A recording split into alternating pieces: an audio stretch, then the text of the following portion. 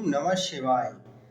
नमः शिवाय शांताय करुणामय रूपिणे पशूनां पतये नित्यं संभवे च नमो नमः।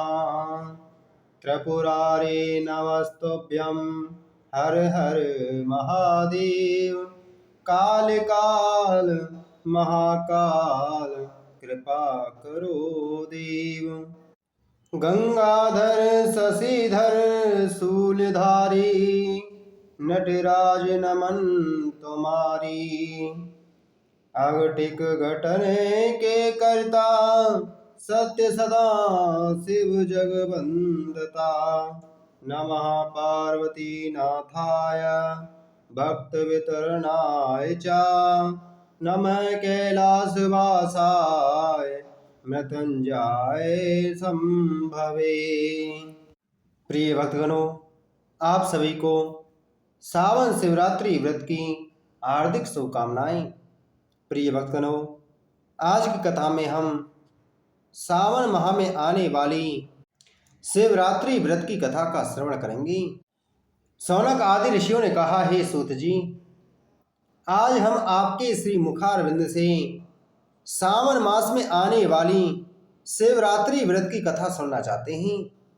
श्री सूत जी कहते हैं, शौनक आदि ऋषियों, शिवरात्रि व्रत का महत्व सुनने से भगवान शिव जी की कृपा से हर मनोकामना पूर्ण होती है। सूत जी कहते हैं, हे शौनक आदि ऋषियों, मैं इस संबंध में तुम्हें एक कथा सुनाता हूँ जो सब प्रकार से आनंद प्रदान करने वाली है। पुरातन समय में एक व्याध निषाद नाम से प्रसिद्ध था। वह सभी जीवों को दुख देने वाला हिंसक तथा अत्यंत कठोर था। उसका परिवार बहुत बड़ा था।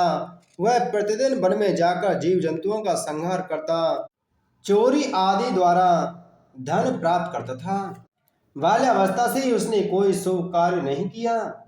इस प्रकार के कुकर्म करते हुए उसे बहुत समय व्यतीत हो गया। एक दिन ऐसा संयोग हुआ कि उसके घर में भोजन समाप्त हो गया। तब उसके माता पिता स्त्री आदि ने क्षुधातुर होकर उससे यह कहा, हम लोग भूखे मरे जाते हैं, आज तो तुम हमारे लिए भोजन का प्रबंध करो।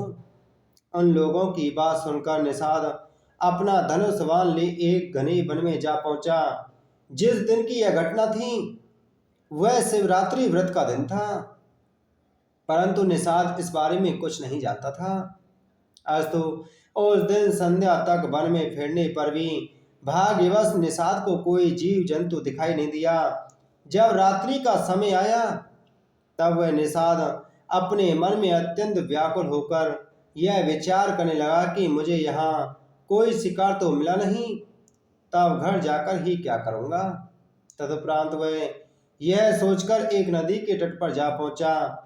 इस प्रकार निश्चय करके निषाद नदी के तट पर जो एक बेल का वृक्ष था उसके ऊपर छिपकर बैठ गया और टकटकी लगाकर यह देखने लगा कि यदि कोई जीव नदी के तट पर पानी पीने आवे तो मैं उसका संहार कर डालूं। जब रात्रि का पहला पहर समाप्त होने को हुआ उस समय वहां एक प्यासी हिरनी उछलती कूदती हुई आ पहुंची। उसे देखते ही निषाद ने अपने धनुष पर बाण चढ़ाया, जिसका प्रभाव यह हुआ कि उस धनुष बाण के आघात से बिल वृक्ष के कुछ पत्ते तथा निषाद के पास रखा हुआ पीने का शुद्ध जल वृक्ष के नीचे स्थापित शिवलिंग पर गिर पड़े। इस प्रकार भाग्यवश उसके पहले पहर की पूजा स्वयं ही पूर्ण हो गई। उस अनजान अवस्था में शिव पूजन हो जाने के प्रभाव से निषाद के अनेक पाप नष्ट हो गए। उदाहरणी ने जब निषाद को बेल के वृक्ष के ऊपर बैठे हुए तथा धनुष ताने हुए देखा तो उसे संबोधित करते हुए पूछा, हे निषाद, तुमने अपना धनुष क्यों ताना है। निषाद ने उत्तर दिया, हे हिरनी, मेरे परिवार के सभी लोग दिन भर के भूखे हैं। आज तो मैंने यह विचार किया है कि मैं तुझे मारकर तेरे मांस से सब लोगों की क्षुधा का निवारण करूं। यह सुनकर हिरनी ने चिंतित होकर अपने मन में यह विचार किया, कि मुझे किसी प्रकार इसका संकट दूर करना चाहिए। अस्तु, उसने निषाद को संबोधित करते हुए कहा, हे निषाद, मेरे धन्य भाग हैं जो तुम मेरे मांस द्वारा अपना तथा अपने परिवारजनों का मनोरथ पूर्ण करना चाहते हो। यद्यपि इसमें कोई संदेह नहीं कि मेरे मांस से तुम्हारे परिवार का पेट भर जाएगा तथा मुझे इसमें कोई आपत्ति भी नहीं है, तथापि मैं यह चाहती हूँ कि तुम मेरी प्रार्थना स्वीकार कर लो। हिरनी की आवाज सुनकर निषाद ने पूछा, तुम क्या कहना चाहती हो? हिरनी बोली, हे निषाद, मेरे घर पर छोटे छोटे अनेक बच्चे हैं। अस्तु मैं यह चाहती हूँ कि उन सबको अपनी बहन को सौंप आऊं। इतना करके मैं तुम्हारे पास लौट आऊंगी, तब तुम मुझे मारकर अपना प्रयोजन सिद्ध करना। संसार में सत्य के समान और कोई वस्तु नहीं है। यह पृथ्वी तथा आकाश भी सत्य के बल पर ही ठहरे हुए हैं। मैं भी अपने वचन को अवश्य सत्य कर सिद्ध करूंगी।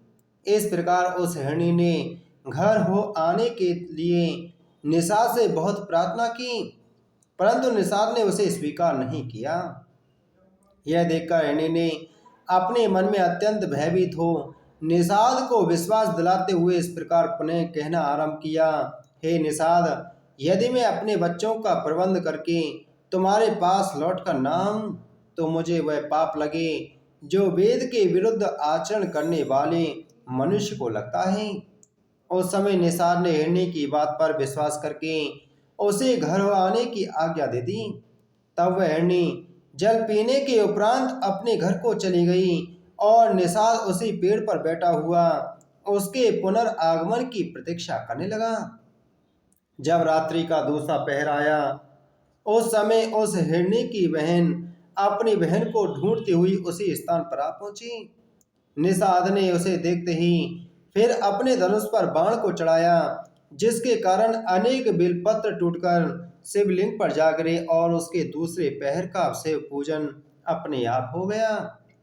इस अज्ञानावस्था के पूजन से भी उसके असंख्य पाप नष्ट हो गए। तब दूसरी हिरणी ने पहली हिरणी की भांति व्याध से धनुष चढ़ाने का कारण पूछा और व्याध ने अपना उत्तर दोहरा दिया।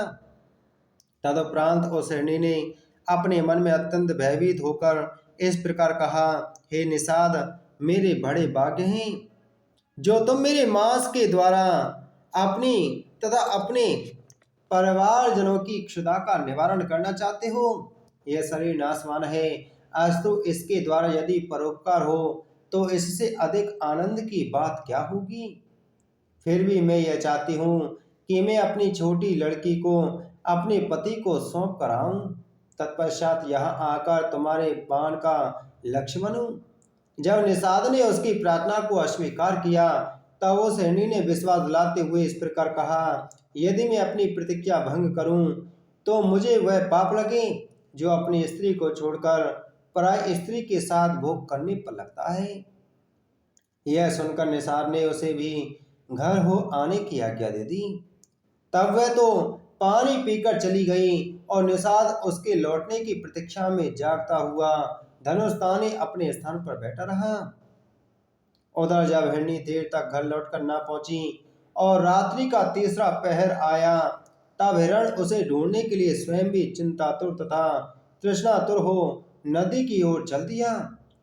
जब वह तट पर पहुंचा तो उसे देखकर भी निषाद ने अपने धनुष को खींचा, जिसके कारण पेड़ से कुछ बेलपत्र फिर शिवलिंग के ऊपर गिर पड़े। इस प्रकार तीसरे पहर का पूजन पूर्ण हो गया। इस प्रकार इस पूजन से निषाद के शेष बचे पापों में आधे पाप और नष्ट हो गए। जब हिरण ने निषाद को धनुष खींचे हुए देखा तो उसका कारण पूछा तथा निषाद ने भी पहले के समान उत्तर दे दिया। उसे सुनकर हिरण बोला, हे निषाद, मेरे धन्य भाग हैं जो तुम मेरे शरीर द्वारा अपने पूरे परिवार को तृप्त करना चाहते हो। मेरा एक बालक है, तुम उसे मुझे अपनी स्त्री को सौंप आने दो। बालक को सौंपने के उपरांत मैं फिर यहीं आ जाऊंगा, तब मुझे मारकर अपनी अभिलाषा पूर्ण करना। यह सुनकर निषाद ने उत्तर दिया, हे हिरण, तुम्हारे समान दो पशु और भी पहले यहाँ आकर जा चुके हैं। वे भी तुम्हारे ही समान प्रतिज्ञा करके यहाँ से गए, परंतु अभी तक लौटकर नहीं आए। इस प्रकार 2 बार धोखा खाने के उपरांत अब मैं तुम्हारे ऊपर विश्वास करने को तैयार नहीं हूँ। मैं तुम्हें किसी भी प्रकार लौटकर नहीं जाने दूंगा। निषाद के ऐसे वचन सुनकर हिरण बोला, हे व्याध, मैंने अब तक सत्य की रक्षा की है और जीवन में कभी भी झूठ नहीं बोला है। मैं शपथ पूर्वक तुमसे यह कहता हूं कि चाहे जो हो, मैं तुम्हारे पास अवश्य लौट कर आऊंगा। यह सुनकर व्याध ने उसे भी जाने की आज्ञा दे दी। तब वह हिरण भी पानी पीकर अपने घर को लौट गया। जिस प्रकार जिस समय घर पर हिरण तथा हिरणी सब एक हुए और उन्होंने अपना अपना वृतांत कहा, तो वे एक दूसरे का हाल सुनकर अत्यंत शोक करने लगे। तब जो हिरणी सबसे पहले बधिक को विश्वास दिलाकर लौट आई थी, वह अपने पति से इस प्रकार कहने लगी, हे स्वामी, सर्वप्रथम मैं उस बधिक से प्रतिज्ञा करके आई हूँ। आप यहीं घर में रहकर बच्चों का पालन करते रहें। यह सुनकर दूसरी हिरणी ने कहा, नहीं बहन, यह कभी नहीं हो सकता। पहली स्त्री घर की स्वामिनी कहलाती है। अस्तु मैं आपको न जाने देकर स्वयं उस बधिक के पास जाऊंगी। अपनी दोनों स्त्रियों की ऐसी बातें सुनकर हिरण ने कहा, पुरुष के रहते हुए स्त्री का जाना श्रेष्ठ नहीं है। अस्तु मैं अपने मांस से उस बधिक के परिवार को तृप्त करूंगा। बच्चों का पालन केवल माता ही कर सकती है। अपने पति के यह वचन सुनकर हिरनियों के एक साथ कहा, हे स्वामी, हम विधवा होकर इस घर में कभी नहीं रहेंगी। इस प्रकार उन तीनों ने जब स्वयं जाने के लिए आग्रह किया, तब वे सब के सब उस बधिक के पास चल दिए। अपनी माताओं तथा पिता को जाते हुए देखकर बच्चों ने यह सोचा कि जब हमारे रक्षक ही नहीं रहेंगे तो हम किसके आश्रय पर जिएंगे। अस्तु हमें भी इनके साथ चलना उचित है। तब वे भी उनके साथ चल दिए। इस प्रकार हिरण का संपूर्ण परिवार उस बधिक के समीप जा पहुंचा। जब बधिक ने उन सबको अपने पास आते हुए देखा, तो पूर्व की भांति फिर अपना धनुष चलाया, तो बिलपत्र तथा जल पुनः शिवलिंग के ऊपर गिर पड़े और उसके चौथे पहर का पूजन समाप्त हो गया। चौथा पूजन होते ही बधिक के संपूर्ण पाप नष्ट हो गए। तब उसे श्रेष्ठ बुद्धि तथा उत्तम ज्ञान की प्राप्ति हुई। जिस समय हिरण ने दोनों हिरनियों तथा बच्चों के सहित उसके पास जाकर यह कहा, हे बधिक, अब तुम हमारे शरीर को शुद्ध करके हम सबका संहार करो। निषाद अपने मन में इस प्रकार विचार करने लगा कि जिन पशुओं को बुद्धिहीन कहा जाता है, वे मनुष्य की अपेक्षा कहीं अधिक धन्य हैं, क्योंकि वे अपने शरीर को नष्ट करके भी पराया उपकार करने को तैयार रहते हैं। न जाने इन अशुभ कर्मों के कारण मैं किस अवस्था को प्राप्त होऊंगा। इस भांति अपने मन में निश्चय करके बधिक ने आंखों से आंसू बहाते हुए उन हिरणों को संबोधित कर उच्च स्वर में कहा, हे शुद्ध पशुओं, तुम अपने घर लौट जाओ। तुम्हारा जीवन तथा तुम्हारा धर्म धन्य है। मैं तुम्हें प्रतिज्ञा के बंधन से मुक्त करता हूँ। जिस समय निषाद ने उच्च स्वर से यह शब्द कहा, उसी समय शिवजी अत्यंत प्रसन्न होकर उसके सम्मुख प्रकट हो गए। उन्होंने बधिक का हाथ पकड़ते हुए इस प्रकार कहा, हे निषाद, हम तुमसे अत्यंत प्रसन्न हैं।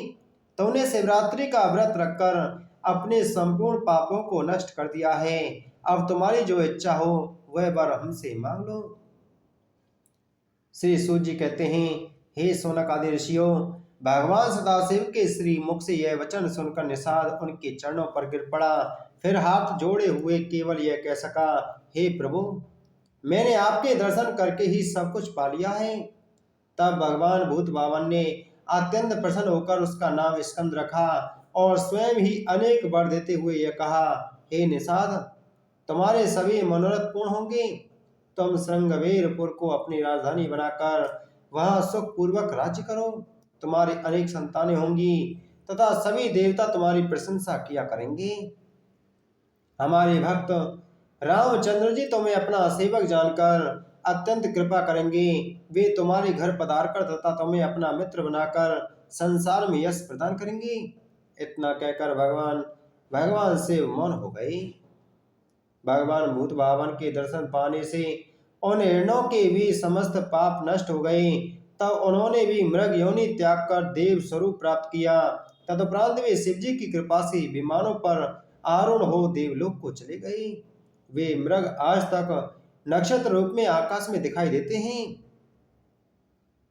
इस लीला को करने के बाद भगवान सदाशिव अंतर्ध्यान हो गए तथा लिंग के रूप में वहीं होकर व्यादेश्वर के नाम से प्रसिद्ध हुए। व्यादेश्वर शिवलिंग अरवद गिरि पर स्थित है। श्री शिव जी की कृपा से वह व्याध भी स्कंद नाम से प्रसिद्ध हो श्रृंगवेरपुर में जा पहुंचा तथा समस्त भीलों का राजा बनकर सुखपूर्वक राज्य करने लगा। जब त्रेता युग में राजा रामचंद्र जी ने अवतार लिया तो उन्होंने स्कंद के घर पहुंचकर उसे बहुत सम्मानित किया। रामचंद्र जी ने अत्यंत कृपा करके उसे शिव जी की भक्ति प्रदान की तथा शिव जी के अनुग्रह से वह इस लोक में सब प्रकार के सुख भोग कर अंत में सायुज मृत्यु को प्राप्त हुआ। श्री सूत जी कहते हैं कि हे शौनकादि ऋषियों, शिवरात्रि के व्रत की ऐसी ही महान महिमा है कि उस व्याध ने अनजाने में ही शिवरात्रि का व्रत करके मुक्ति को प्राप्त कर लिया। सभी वेद तथा पुराणों ने शिवरात्रि व्रत को सब व्रतों का स्वामी कहा है। व्यादेश्वर शिवलिंग का जो पूजन करता है, भगवान शिव जी की जो पूजा करता है, उसकी सभी मनोकामनाएं पूरी होती हैं। जो लोग शिवरात्रि की इस कथा को पढ़ते अथवा सुनते हैं या दूसरों को सुनाते हैं, वे दोनों लोकों में आनंद प्राप्त करते हैं तथा अंत में शिव धाम को प्राप्त होते हैं। बोलो शिव शंकर भगवान की जय।